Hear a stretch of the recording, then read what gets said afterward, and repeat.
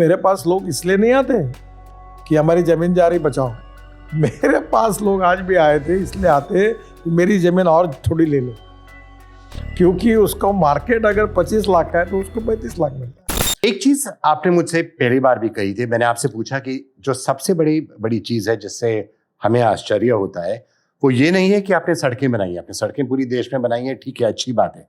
Bharat democracy है, भारत चीन नहीं है जहां आप जाके किसी का लैंड छीन सकते हैं।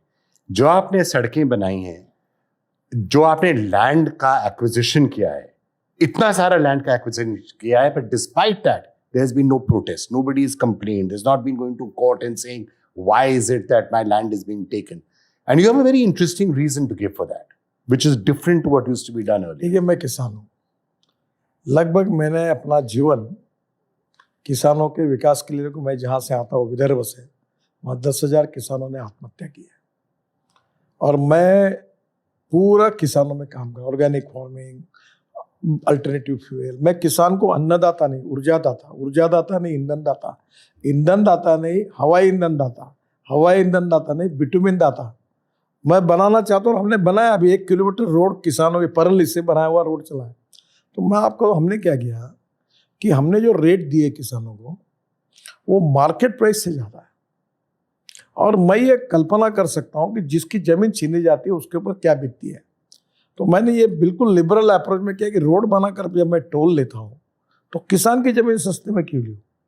तो मैंने वो, अभी मेरे पास लोग इसलिए नहीं आते कि हमारी ज़मीन जा रही बचाओ।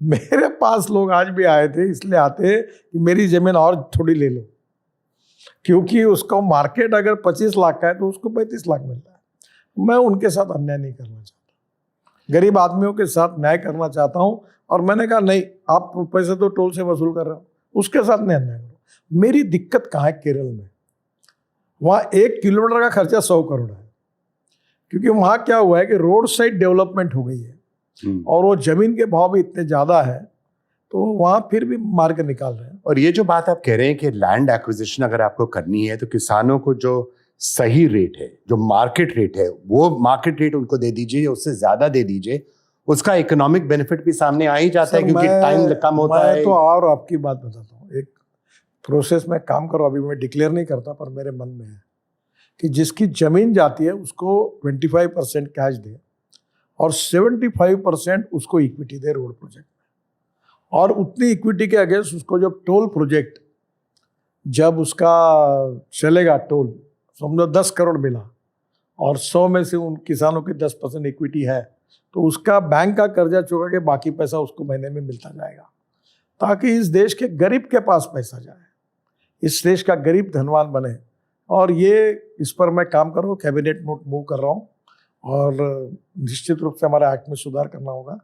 और मैं चाहता हूँ कि रोड बनाना ये प्रॉफिटेबल है, पर प्रॉफिट किसको देना? ये बाहर से आए हुए बड़े बड़े लोगों को देने के बजाय मैं इस देश के गरीब लोगों की इन्वेस्टमेंट से रोड बनाना चाहता हूँ। हमारा AAA रेटिंग है, पैसे की कोई कमी नहीं। आज भी मैं तय करूँ तो कल 5 लाख करोड़ मैं मोनेटाइज कर सकता हूँ, सिक्योरिटाइज कर सकता हूँ।